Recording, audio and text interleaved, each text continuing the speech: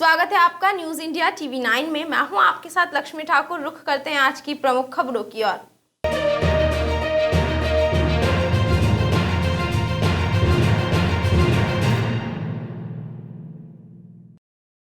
खंडवा में 35 corona positive मरीज मिले हैं। इसके साथ ही आंकड़ा 142 पर पहुंचा। खंडवा जिले में कोरोना बेकाबू होता नजर आ रहा है। दिन प्रतिदिन मिलने वाले कोरोना संक्रमितों की संख्या भी लगातार बढ़ती जा रही है। सोमवार शाम तक प्राप्त रिपोर्ट के अनुसार 35 नए कोरोना संक्रमित मरीज मिले। इस तरह से खंडवा जिले में कुल 142 कोरोना संक्रमित मरीज हैं। सभी कोरोना संक्रमितों को उपचार उपरांत स्वास्थ्य विभाग की टीम की निगरानी में होम आइसोलेट किया गया है। वहीं कोरोना संक्रमण के उपरांत 7 मरीज पूर्णतः स्वस्थ भी हुए हैं। प्रधानमंत्री नरेंद्र मोदी के साथ हुई सुरक्षा में चूक से आक्रोशित भाजपा युवा मोर्चा ने इंदिरा चौक पर मानव श्रृंखला बनाई। प्रभारी मंत्री सहित सांसद, स्थानीय विधायक, पंधाना विधानसभा क्षेत्र के विधायक भी शामिल रहे।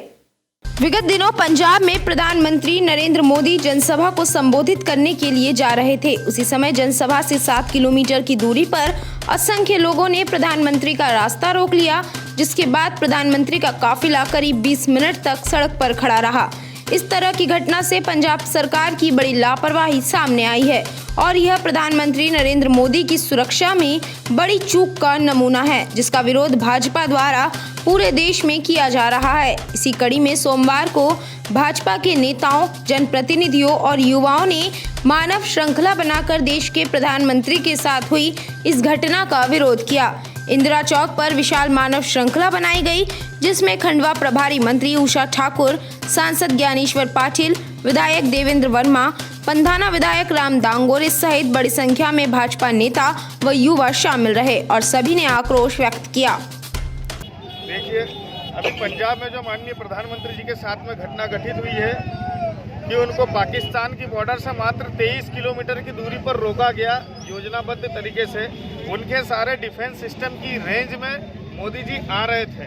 किसी भी प्रकार का कोई भी खतरा हो सकता था और पिछले वर्ष ही कुछ लोगों ने फेसबुक पर, सोशल मीडिया पर पोस्ट डाली थी कि इस प्रकार से ब्रिज पर मोदी जी को रोकना है और हमला करना है। वो वीडियो भी खूब वायरल हो रहा है। तो एक सोची समझी साजिश थी कांग्रेस सरकार की। जिस भी राज्य में प्रधानमंत्री जी की रैलियां होती है, विशेष कमांडो के अलावा राज्य सरकार की भी जिम्मेदारी होती है। राज्य सरकार ने एसपीजी कमांडोज को इसकी सूचना नहीं दी कि आगे ब्रिज जाम कर दिया गया है और 20 मिनट तक हमारे प्रधानमंत्री जी को वहां पर रोक करके रखा। पाकिस्तान की तरफ से हमला भी हो सकता था या वहां पर भी कोई आतंकवादी हो सकते थे जो उन पर हमला कर सकते थे। इस प्रकार के घृणित कार्य जो कांग्रेस सरकार ने करा है, इसलिए देश का पूरा युवा आक्रोश में है, पूरे युवाओं में रोष व्याप्त है और पूरे देश में अलग अलग स्थानों पर लगातार कांग्रेसियों के खिलाफ धरने आंदोलन किए जा रहे हैं और आगे भी हम लोग करेंगे। वहीं भाजपा युवा मोर्चा जिला अध्यक्ष अनूप पटेल ने कहा कि मानव श्रृंखला के माध्यम से हमने यह संदेश दिया है कि देश का एक एक युवा मातृशक्ति प्रधानमंत्री मोदी के साथ है। हमारे माननीय प्रधानमंत्री माननीय नरेंद्र सिंह जी मोदी, जो केवल भारतीय जनता पार्टी के प्रधानमंत्री नहीं है, वो संपूर्ण देश के प्रधानमंत्री हैं। आज उनका अपमान हुआ तो हर युवा को, हर उस इंसान को बुरा लगा। कहीं ना कहीं ये मानव श्रृंखला हमने इसलिए बनाई थी ताकि प्रधानमंत्री जी के साथ एक एक युवा, एक एक व्यक्ति, एक एक महिला, मातृशक्ति और सभी साथ में कंधे से कंधा मिला के खड़े हमारे ऐसे यशस्वी प्रधानमंत्री जी के लिए ये बड़े दुख की बात है। जिस प्रकार कांग्रेस ने इतना घटिया काम किया, इससे पूरी युवा शक्ति में और मातृशक्ति में रोष है। अपमान कैसे हुआ जिला अध्यक्ष जी? 20 मिनट तक के हमारे प्रधानमंत्री जी को पंजाब में रोका गया। उनकी सुरक्षा में चूक हुई चेन्नई सरकार द्वारा। युवा पूरा आहत हुआ, इसलिए हमने आज मानव श्रृंखला बनाई है। बाकी हमारे माननीय प्रदेश महामंत्री। बड़वा में दिन दहाड़े लूट की वारदात हुई। भाजपा नगर मंडल महामंत्री के निवास पर 3 बदमाशों ने पिस्टल लड़ाकर लूट की वारदात को अंजाम दिया। बड़वा नगर में दिन दहाड़े लूट की वारदात सामने आई है। इंदौर इच्छापुर हाईवे पर निवासरत भाजपा नगर मंडल महामंत्री रवि एरन के निवास पर दिन दहाड़े लाखों रुपए सहित सोने की रकम की लूट हुई है। सूचना मिलते ही एसडीओपी विनोद दीक्षित और टीआई जगदीश गोयल ने मोर्चा संभाला। आरोपी की तलाश में पूरा पुलिस बल जुट चुका है। चारों बदमाशों ने परिवार सदस्यों को बंधक बनाकर रखा और इस पूरी लूट की वारदात को अंजाम दिया। एसडीओपी ने बताया कि तीनों बदमाशों ने परिवार सदस्यों पर पिस्टल लड़ाकर लूट की वारदात को अंजाम दिया है। पुलिस जांच में जुटी हुई है और सारे सुराखों की तलाश की जा रही है। मैं रोज़ाना की तरह बच्चों को स्कूल छोड़ने गया हुआ था। बच्चों को जैसे ही मैं स्कूल से छोड़ के घर वापस आया और घर के अंदर प्रवेश किया तो दीवार के पीछे से एक बंदे ने मेरे सिर पे रिवॉल्वर रखी और बोले कि आवाज़ मत निकालना नहीं तो सिर काट देंगे, चल अंदर गया तो मेरी मम्मी और पत्नी के गले पे उन्होंने छोटी छोटी तलवारें रखी हुई थी और उनके हाथ पैर बंधे हुए थे। तो बोला कि तीनों में से अगर किसी ने भी आवाज़ निकाली तो हम तीनों को मार देंगे और कहाँ क्या रखा है हमको बता दो। उसके बाद उन्होंने हमारी अलमारियाँ खोलना चालू करी। हमारी जो पहनी हुई रकमें थी, चेन अंगूठियाँ, वो खुलवाई, अलमारी में से सिलक निकाली और फिर सब जगह तीनों ने ढूंढना चालू करा। एक हम लोगों पे निगाह रखता रहा और तीनों ने घर में एक एक चीज़ ढूंढ के निकाली और बैगों में भर के ले गए और आखिरी में बोल के गए कि हम लोग बाहर ही हैं, अगर एक आवाज़ भी आई तो तुम तीनों को मार देंगे अंदर आके। लगभग बदमाश कितने घंटे यहाँ पर रहे? वो लोग मेरे स्कूल से आने के मतलब मैं जब स्कूल बच्चों को छोड़ने गया और शायद मेरे बाहर जाते से ही वो लोग अंदर आ गए। लगभग कितने घंटे रुके? नहीं घंटे नहीं रुके, मुश्किल से 20-25 मिनट। कितने बदमाश? 4 लोग घर के अंदर थे। कितना नुकसान ज़्यादा है क्योंकि व्यापार की पूरी सिलक भी घर में थी, सबकी पहनी हुई रकमें थी, सबकी रखी हुई रकमें थी, तो पूरा कैलकुलेशन पर नुकसान ज़्यादा है। अनुमानित आप बता सकते? नगद सिलक कम से कम जो गिनी हुई थी वो 10-11 के आसपास थी और अनकाउंटेड सिलक अलग थी। रकमें सभी की घर में थी, मम्मी की, वाइफ की पहनी हुई रकमें भी निकाली उन्होंने और रखी हुई भी पूरी रकमें ले गए। इवन आखिरी में उन्होंने जो नए नोट और नई चिल्लरें रखी थी वो भी आखिरी में हमसे एक बैग मांगा कि आप लोग एक बैग और दो। वो बैग नहीं मिला उनको तो उन्होंने दूसरा झोला खाली करा और उस झोले में डाल के वो सब चीज़ें डाल के ले गए। विश्व हिंदू परिषद बजरंग दल द्वारा स्वामी विवेकानंद जयंती से पूर्व आह्वान यात्रा निकाली गई। बड़ी संख्या में युवा शामिल रहे। सोमवार को खंडवा नगर में बड़ी संख्या में हिंदू युवाओं द्वारा वाहन रैली निकालकर नगर में रहने वाले हिंदू समाज से 12 जनवरी को होने वाले हिंदू युवा सम्मेलन, त्रिशूल दीक्षा व शौर्य संचलन में सम्मिलित होने के लिए आह्वान किया गया।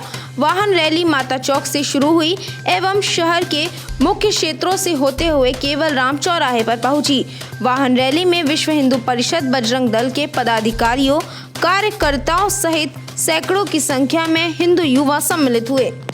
संपूर्ण भारतवर्ष के अंदर स्वर्ण अभी जो गीता जयंती के उपलक्ष्य लेकर के पूरे भारतवर्ष के अंदर बजरंग दल के द्वारा एक हिंदू समाज के शौर्य प्राकट्य को लेकर के हिंदू समाज में जागृति आए, इसको लेकर के संपूर्ण भारतवर्ष के अंदर गीता जयंती से और मकर संक्रांति तक बजरंग दल के नेतृत्व में हिंदू शौर्य संचलनों का सारे दिन कार्यक्रम हो रहा है। उसी के क्रम में 12 जनवरी को हमारे खंडवा नगर का हिंदू सम्मेलन व संचलन निकलने वाला है और उसमें संपूर्ण हिंदू समाज को हमने सादर निमंत्रित किया है। इसी प्रकार का हमारा यह कार्यक्रम होने वाला है।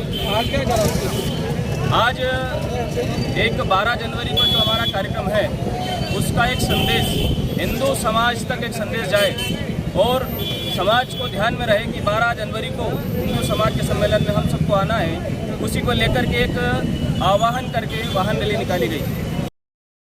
मूंदी के शासकीय हाई स्कूल के विद्यार्थियों ने जन जागरूकता रैली निकालकर मूंदी वासियों को फिर से स्वच्छता में अव्वल आने के लिए प्रेरित किया। हाई स्कूल के बच्चों के द्वारा जन जागरूकता को लेकर विशाल रैली निकाली गई, जिसमें शासकीय स्कूल के विद्यार्थी रैली में शामिल हुए, जहां छात्र छात्राओं के द्वारा नारे लगाए गए, जिसमें कहा गया कि मूंदी को स्वच्छ बनाएंगे, दिल्ली फिर से जाएंगे। साथ ही पॉलिथीन का उपयोग बंद करें व मास्क का उपयोग अवश्य करें। ऐसे स्लोगनों के साथ स्कूल के बच्चे आगे बढ़ते रहे। वहीं शासकीय स्कूल के छात्र छात्राओं के द्वारा लोगों को जन जागरूकता अभियान के साथ जागरूक किया जा रहा है।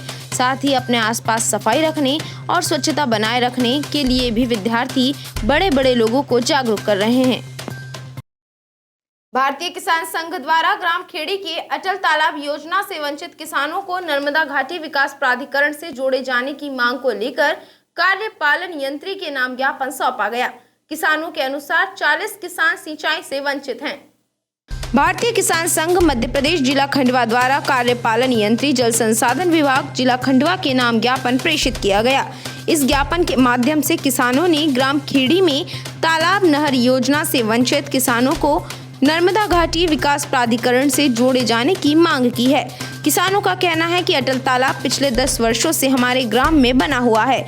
इसकी नहर भी लगभग 5 से 6 किलोमीटर लंबी है, लेकिन इसका फायदा सिर्फ 2 किलोमीटर लंबे क्षेत्र में सिंचाई करने पर ही मिल पा रहा है, जिससे क्षेत्र में सिंचाई नहीं हो पाती है और इस तरह से लगभग 40 किसान सिंचाई से वंचित हैं।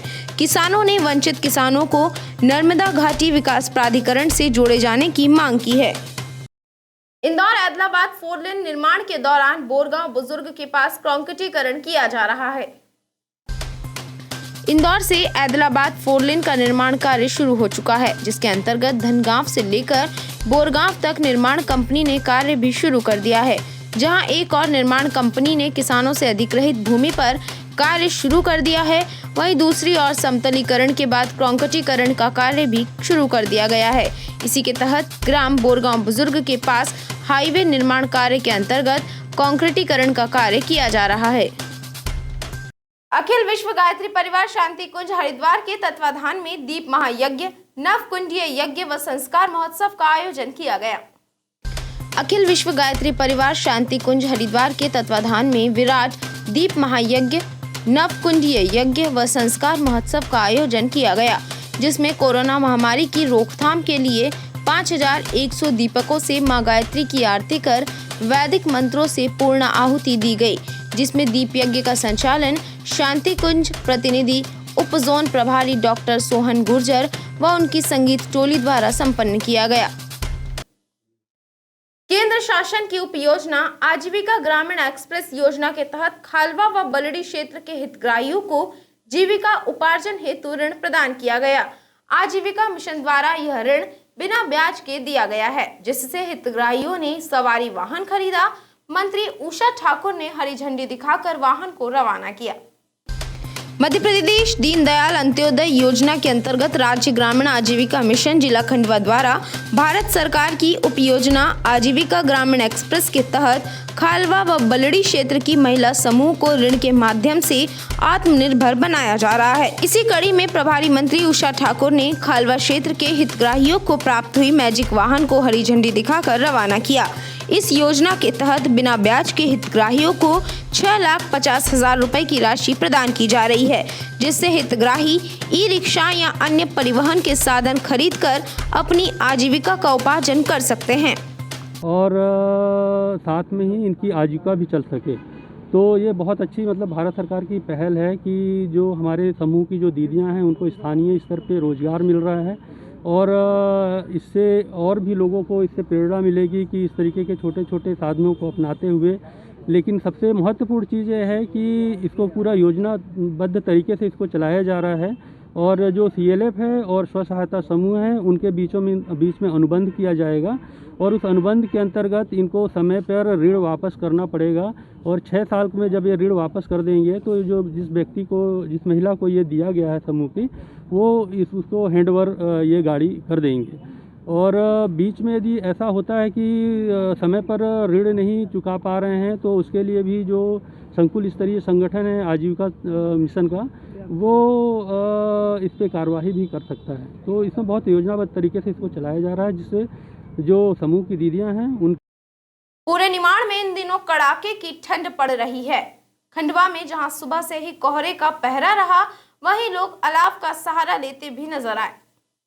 खंडवा शहर सहित पूरे निमाड़ अंचल में इन दिनों सर्दी ठिठुरन वाली पड़ रही है। सोमवार सुबह शहर में कोहरे का पहरा रहा। धुंध के चलते वाहन चालकों को हेडलाइट जलाने पड़े। वहीं इस तरह का सर्द मौसम फसलों के लिए अमृत तुल्य साबित होगा। सोमवार का अधिकतम तापमान 23 डिग्री व न्यूनतम तापमान 11 डिग्री दर्ज किया गया। वहीं मौसम वैज्ञानिकों के अनुसार 2 से 3 दिनों में तापमान में गिरावट के साथ ही बूंदाबांदी के आसार भी हैं। महात्मा गांधी वार्ड व महारानी लक्ष्मीबाई वार्ड में नजूल की भूमि पर बने मकानों को नगर पालिका निगम ने कार्यवाही करते हुए ध्वस्त किया है। क्षेत्र की महिलाओं ने कलेक्टर कार्यालय पहुंचकर आर्थिक सहायता की मांग की। सोमवार को महात्मा गांधी वार्ड, इमामवाड़ा एवं महारानी लक्ष्मीबाई वार्ड की महिलाएं कलेक्ट्रेट कार्यालय पहुंची। यहां पर महिलाओं ने आर्थिक सहायता दिए जाने की मांग की है। महिलाओं का कहना है कि वह अपने परिवार के साथ यहां पर 20 वर्षों से रह रही हैं और मजदूरी के अतिरिक्त उनके पास आय का कोई अन्य स्रोत नहीं है। वहीं नगर पालिका निगम द्वारा नजूल की भूमि पर बने उनके आवासों को तोड़ दिया गया है, जिसके चलते उनके पास सर ढकने के लिए छत नहीं है। ऐसी स्थिति में सभी महिलाओं ने शासन से आर्थिक सहायता की मांग की है। भाजपा अनुसूचित जाति मोर्चा द्वारा प्रधानमंत्री नरेंद्र मोदी की सुरक्षा में हुई चूक के विरोध में मौन धरना प्रदर्शन किया गया। भाजपा अनुसूचित जाति मोर्चा जिला खंडवा द्वारा शेर चौराहे पर डॉक्टर भीमराव अंबेडकर की प्रतिमा के समीप मौन धरना प्रदर्शन किया गया। युवा मोर्चा द्वारा यह धरना प्रदर्शन प्रधानमंत्री नरेंद्र मोदी के साथ पंजाब में घटित हुई घटना व उनकी सुरक्षा में हुई चूक के विरोध में किया गया। युवाओं ने इस तरह की घटना को लोकतंत्र व संविधान को ध्वस्त करने वाली घटना बताते हुए पंजाब सरकार का विरोध किया। खंडवा क्राइसिस मैनेजमेंट की बैठक संपन्न हुई। प्रभारी मंत्री सहित प्रशासनिक अमला मौजूद रहा। कोरोना महामारी के चलते मंत्री उषा ठाकुर ने कई आवश्यक निर्देश दिए। खंडवा में बढ़ते हुए कोरोना को लेकर क्राइसिस मैनेजमेंट की बैठक संपन्न हुई, जिसमें जिले की प्रभारी मंत्री उषा ठाकुर सहित वन मंत्री विजय शाह, विधायक देवेंद्र वर्मा, विधायक राम दांगोरे, अनूप कुमार सिंह, एसपी विवेक सिंह उपस्थित रहे। इस दौरान कलेक्टर सिंह ने जिले की कोरोना स्थिति से प्रभारी मंत्री को अवगत कराया। साथ ही खंडवा शहर में चल रहे कोरोना जागरूकता अभियानों के बारे में भी जानकारी प्रदान की। मंत्री उषा ठाकुर ने कोरोना को गंभीरता से लेते हुए जिले में सारी व्यवस्थाएं तैयार रखने के निर्देश दिए हैं। बोरगांव बुजुर्ग के दीनदयाल नगर में 2 युवकों के बीच आपसी विवाद के चलते मारपीट हुई। दोनों पक्षों की शिकायत पर पुलिस ने मामला दर्ज किया। ग्राम बोरगांव बुजुर्ग के दीनदयाल नगर में 2 युवकों के बीच मारपीट हो गई। बोरगांव पुलिस के अनुसार दीनदयाल नगर में 2 युवकों के बीच अपशब्द को लेकर मारपीट हुई। पुलिस ने बताया कि दीनदयाल नगर निवासी हौसीलाल पिता कन्हैया उम्र 30 वर्ष और भैया लाल पिता नन्नू उम्र 19 वर्ष के बीच विवाद हुआ है। मारपीट के बाद दोनों ही पक्षों ने पुलिस चौकी बोरगांव बुजुर्ग पहुंचकर शिकायत दर्ज करवाई। बोरगांव पुलिस चौकी प्रभारी रमेश गवले ने बताया कि दोनों की शिकायत पर एक दूसरे के खिलाफ आईपीसी की धारा 294, 323 व 506 के तहत प्रकरण पंजीबद्ध किया गया है। अखिल भारतीय विद्यार्थी परिषद ने पंधाना में युवोत्सव मनाया। इस दौरान खंडवा विभाग संगठन मंत्री ने स्वामी विवेकानंद के जीवन पर प्रकाश डाला। अखिल भारतीय विद्यार्थी परिषद पंधाना इकाई द्वारा स्वामी विवेकानंद जी की जयंती को युवोत्सव के रूप में मनाया गया। अखिल भारतीय विद्यार्थी परिषद द्वारा यह कार्यक्रम विवेकानंद जयंती के 2 दिवस पूर्व हाई स्कूल मैदान पर संपन्न हुआ। कार्यक्रम में मुख्य वक्ता के रूप में उपस्थित अखिल भारतीय विद्यार्थी परिषद के खंडवा विभाग संगठन मंत्री नीलेश कटारे का वक्तव्य सभी कार्यकर्ताओं को प्राप्त हुआ। उन्होंने अपने वक्तव्य में स्वामी विवेकानंद जी की जीवन यात्रा का विस्तार से वर्णन किया। इस तरह से मंत्री ने सभी लोगों को स्वामी विवेकानंद द्वारा बताए गए पद चिन्हों पर चलकर अपने जीवन को सार्थक बनाने की बात कही। बोरगांव पुलिस ने ग्राम कोहदड़ से 10 लीटर कच्ची महुआ शराब के साथ एक युवक को गिरफ्तार किया। बोरगांव पुलिस को रविवार को मुखबिर से सूचना मिली कि ग्राम कोहदड़ में एक युवक अवैध रूप से शराब लेकर आने वाला है। पुलिस मुखबिर द्वारा बताए स्थान पर पहुंची तो एक युवक हाथ में प्लास्टिक की कैन लेकर आता हुआ नजर आया। पुलिस ने युवक को रोका और कैन की जांच की, जिसमें 10 लीटर कच्ची महुआ शराब मिली।